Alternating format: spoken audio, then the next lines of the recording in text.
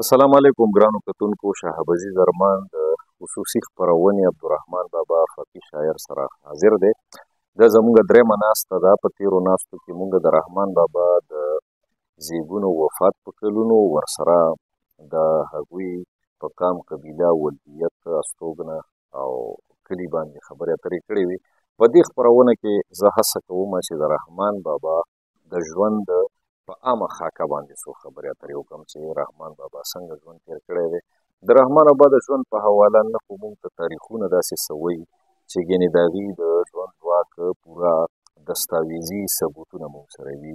په دغه شکل کې شته چې د رحمان بابا د شاعرۍ نه د هغې د ژوند یوه خاکه سازېدي شي، ځکه چې یو شاعر د خپل اندرون، د خپل داخل کوم اظهار کوي، نو هغې کې د هغه د نفسیاتو، د هغه د ژوند د اتار چړاو، د هغې د غرزو پرزو او د حالاتو ترجماني کېږي. نو رحمان بابا هم د خپلې زمانې یو ترجمان شاعر و او د خپل ماخذ ضمیر، خپل ذات چې دی نو د هم په شاعرۍ کې یو بنیادي کردار لوبوي. رحمان بابا د ژوند د عامه خاکه بیانول ځکه ضروري دي چې اکثر لا ما په یو ناسته کې تاسو ته ویلي وو چې کوم لوی شخصیتونه، ستر شخصیتونه او د هغې ژوند په ډېرو حوالو باندې هغه موږ نه پټ وي، هغه د تاریخ په پاڼو کې محفوظ شوی نه وي، نو بیا هغې سره افسانې ډېرې زیاتې تړلې کېږي. نو دغه افسانې د رحمان بابا ژوند سره هم تړلې دي. د هغه د ژوند د کردار یو افسانوي اړخ دی، یو حقیقي اړخ دی. ولس د افسانوي اړخ نه ډېر زیات آګاه دی. زموږ لیکونکو هم هغه لیکلي دي د روایاتو په بنیاد چې د رحمان بابا د ژوند کومه خاکه جوړه شوې ده او راورټي لیکلې ده، او راورټي نه را په دې خوا بیا زموږ اکثرو لیکونکو هم هغه لیکلې ده چې رحمان بابا باندې شاعري راغله او هغه بیا هغه به ډېر زیات ژړل او د ژړا د وجې د هغه په مخ باندې د اوښکو لارې جوړې کړې وې او هغه به رباب ډېر زیات اورېدو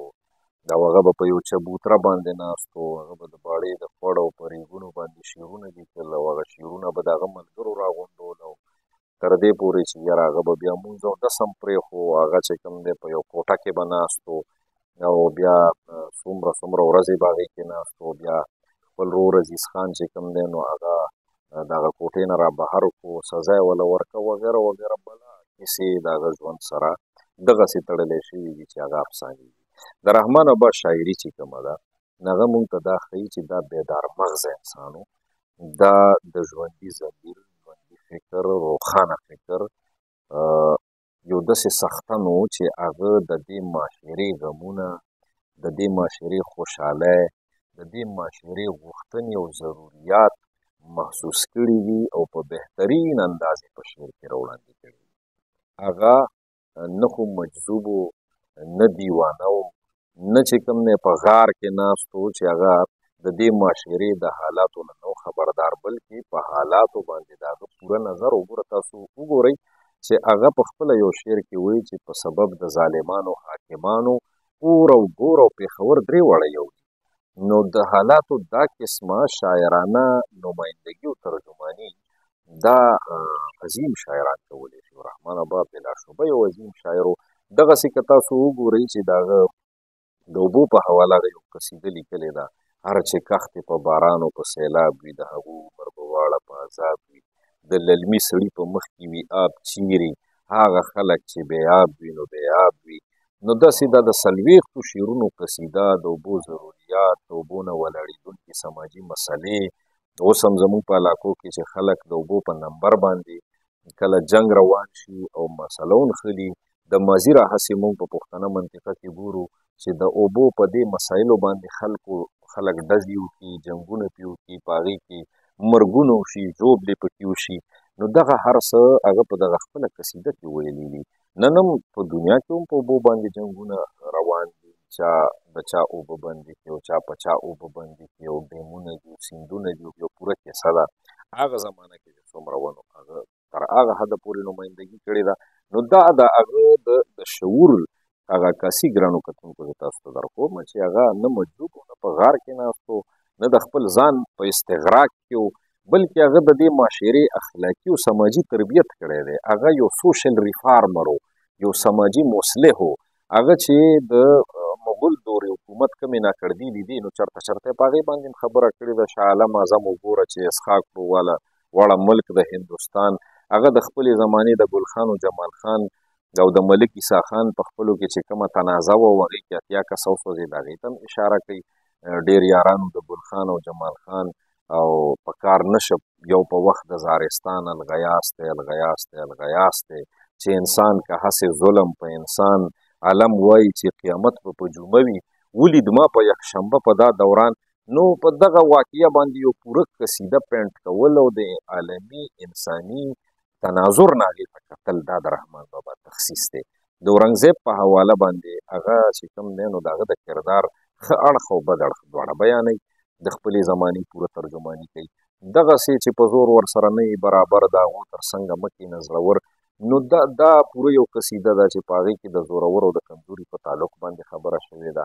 نورې داسې ډېرې خبرې دي د هغه په غزلونو کې د هغه په شعرونو کې چې هغه مونږ ته د ژوند آثار راکوي چې دا په ژوند ژوندی سړی و، بیدار سړی و، د دې معاشرې په غم او ښادۍ پوهېدو، هغه په ټولنه کې په غړېدلو سترګو ژوند تېر کړی دی، هغه خلکو سره راشه درشه کړې ده، هغه د دې ټولنې یو داسې تجزیه وړاندې کړې ده چې د هغه د خپلې زمانې تصویر ترې نه هم رغېږي، د هغه د ژوند خاکه ترې نه هم سازېږي.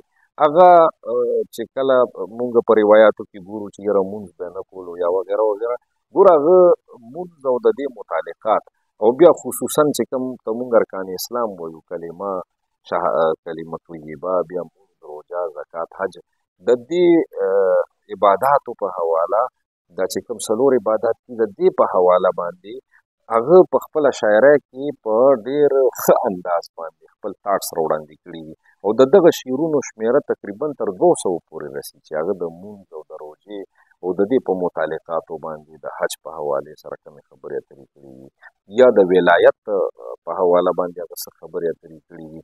نو دې نه پته لګي چې هغه په خپله یو باعمله مسلمان و که نه.